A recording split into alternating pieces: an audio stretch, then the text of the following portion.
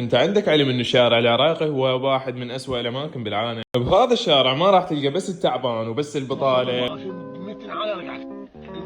والحسبي الله ونعم الوكيل. باول خروج لك للشارع راح تلقى الصديق، والصديق هذا اما ان يكون اكبر اهتمامات الطوبة والبلاي، او يكون واحد من اهتمامات القليلة الجقاير والنرجيلة والى اخره. تعرف انا بلشت لك بالصديق لان كل احنا نعرف انه الصاحب ساحب. صديقي وعزيزي، الشارع هو محط ونقطة فشل إليك إذا كان عمرك فوق ال 23 سنة. راح تتساءل بينك وبين نفسك، هل هذا المكان جيد للعمر 22 سنة؟ طبعا لا، مو جيد له ولا جيد لي ولا جيد لأي واحد. تريد تعرف ليش هو مو جيد إلك وإلي ولأي واحد بهاي الدنيا؟ راح أجيك بالأسباب يا روحي. بالأول وأهم سبب بالنسبة لي أنه أنت بهذا العمر لازم تكون متمكن ماديا أو مستقل ماديا أو مكون عائلة خلها. اما اذا كنت انت اقوى شغله تسويها بيومك تطلع بالباب والله هذا صديقي والله صاحبي منتظرني، فانت راح تظل بهاي النقطه الفاشله وراح تروح الى مزبله النسيان.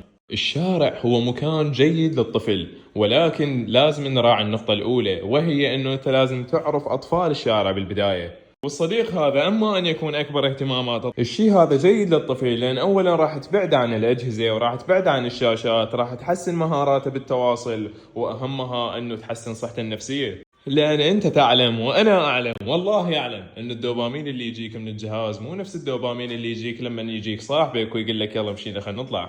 وهم على مود أنه تبعد عن هذا الانحطاط الإلكتروني. وحبيبي إذا كنت أنت فوق ال 18 سنة ولا زلت تطلع إلى الشارع لازم تسوي 3 خطوات. الخطوة الأولى هي أنه تنام على ظهرك. الخطوة الثانية أنه لازم تتفل، فالتفلة راح ترجع عليك.